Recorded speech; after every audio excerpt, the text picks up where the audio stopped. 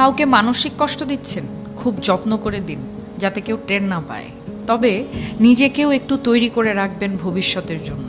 যে কষ্টগুলো কাউকে দিচ্ছেন, দুনিয়াতে তার পুরোটা না হলেও মিনিমাম 1/3 ভোগ তো করেই যেতে হবে আপনাকে।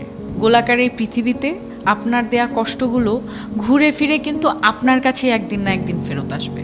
আপনি নিজেই আত্ম অনুশোচনায় ভুগতে ভুগতে একটা সময় শেষ করে দেবেন নিজেকে, যা হয়তো আপনার সো কল্ড ইগোর জন্য ওই মানুষটার কাছে ক্ষমাও চাইতে পারবেন না। আমাদের সবার মনে রাখা উচিত, মানুষের দীর্ঘশ্বাস খুব খারাপ হয়, সামনে এগোতে গেলে শেকলের মতো পা জড়িয়ে টেনে ধরে।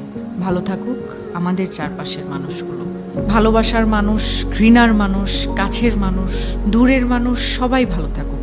অভিশাপ না দিলেও রুহের হায় বলে একটা কথা আছে, যাকে রিভেঞ্জ অফ নেচার বলে, যেটা আমাদের বিশ্বাস করতেই হবে। প্রকৃতি কিছু ভোলে না, সময়ের ব্যবধান মাত্র।